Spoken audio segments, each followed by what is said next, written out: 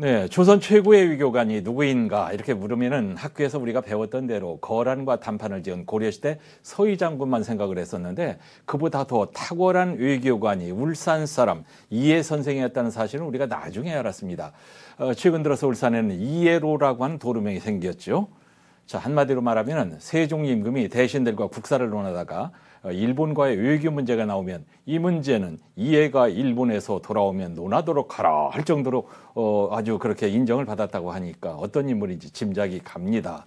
이번 주말에 충수공 이해 선생 기념사업 보고대회가 있다고 해서 이 행사를 열심히 준비하고 있는 고려대학교 이명훈 교수님과 얘기해 보겠습니다. 교수님 어서 오세요. 네, 반갑습니다. 네. 자, 우리가 이제 잘 모르고 있다가 기념사업회가 적극적으로 충수공의 공적을 알리는 바람에 이해로도 생기고 했는데 사학계에서는 우리나라 최고의 외교관으로 다 알고 있었고 책도 많이 나왔더라고요. 네, 고려시대의 서희 선생을 잠깐 지금 언급하셨는데 예. 사실은 고려시대 서희 선생과 또 조선시대 이해 선생의 두 분의 동상이 우리 외교부 안에 예. 그 국립외교원에 두 동상이 세워져 있을 정도로 예. 두 분이 참 탁월한 외교관이라고 할 수 있겠습니다. 예. 그리고 이해 선생에 대해서 학교에서 연구가 많이 진행되어 왔는데 예. 한국과 일본 양국에서 이해 선생과 관련한 단행본 연구소가 7권이고 예. 또 학술 논문이 35편 정도 나와 예. 있을 정도입니다. 교수님 쓰신 두 권은 제가 읽었고요. 네, 네. 고맙습니다. 이번 주말에 갖는 사업보고에는 어떤 내용으로 진행이 되나요? 예, 바로 내일 토요일 오후 2시 울주군청에서 개최되는데요. 예. 2005년 이래 우리가 진행해왔던 기념사업의 현황을 보고하고 예. 또 앞으로의 기념사업을 전망하는 것이 그 내용입니다. 약 650명 참석이 예상되고요. 많이 오시네요. 김덕임 시장님이 참석하시고 또 박진 외교부 장관님이 영상으로 축하 메시지를 보내주셨습니다. 예. 그리고 일본 대사관에서는 대사님이 오시지 못하고 제부산 오스카 저요시 총영사가 오시기로 되었습니다. 예. 귀에 확 들어오는 소식이 일본 교토에 이해 선생의 동상을 세우게 될 것이라는 얘기인데 이게 어떻게 나온 얘기고 얼마나 지금 진행이 되고 있습니까? 네, 일본 교토에 있는 제1본 대한민국 민단에 교토 본부 건물 앞에 동상을 세우기로 합의가 됐습니다. 예. 교토는 당시 일본의 수도였고 또 이해 선생이 막부 쇼군을 만난 네 차례나 될 정도로 예. 그 의미가 크다고 봅니다. 예. 이 일을 위해서 외교부와 또 오사카 총영사관도 많이 협조를 해주셨고 예. 특히 지역국회의원이신 이채익 의원께서도 저와 함께 예. 일본 교토에 가서 민단 분들과 협의를 해주고 이래 하실 정도로 도움을 많이 받았습니다. 그랬군요. 네. 예. 일본 교토에 선생의 동상이 세워진다고 하는 얘기는 일본에서도 선생의 외교 역량을 존경한다, 존중한다 이런 의미가 아닌가요? 예, 이해 선생에 대한 일본 시민사회의 관심은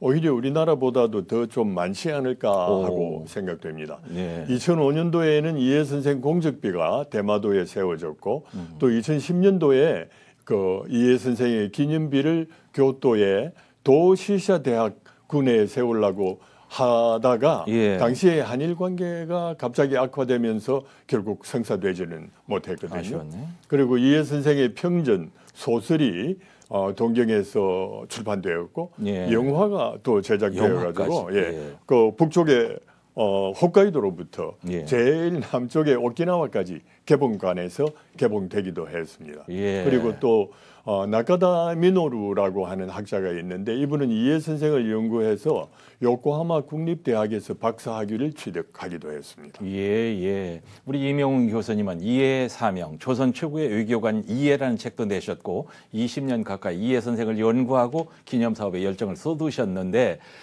선생의 여러 활동 중에서 어떤 점이 특별하게 마음에 와 닿던가요? 예, 이해 선생의 외교 활동을 관통하는 키워드가 무엇일까 하고 한번 생각을 해보았는데 예. 반전과 성화라는 말이 떠오릅니다.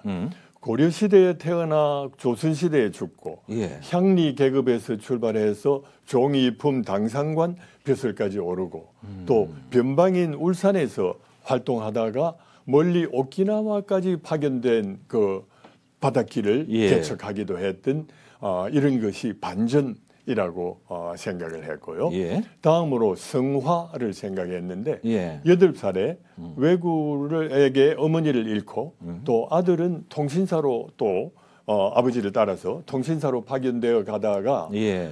대마도 앞바다에서 풍랑을 만나서 수중고혼이 되죠. 아. 그런데 이런 그 한을 이해 선생은 가슴에 품어두지 않고 오히려 예.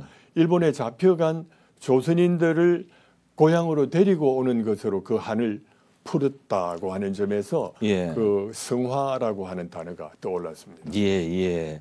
사업회에서는 앞으로 어떤 교육을 더 하실 계획이세요? 예, 가장 급선무는 무엇보다도 이해 기념관입니다. 김두겸 시장님이 처음부터 적극적으로 지원해 주시고 네. 또 김영길 중구청장님은 선거 공약으로 추진하고 계시거든요. 예. 그런데 중구청이 얼마 전에 타당성 조사를 발주했습니다. 이 사업에. 예, 예. 그래서 조만간 구체적인 윤곽이 나올 것으로 기대하고 있습니다. 예. 자, 이해 선생과 관련해서 우리 시장님께서도 이제 여러 가지 도움을 주신다고 했는데 더 부탁하실 말씀은 없으세요? 예, 사실은 워낙 많이 도와주셨기 때문에 부탁 말씀보다도 오히려 더 감사 말씀이 더 많습니다만, 예.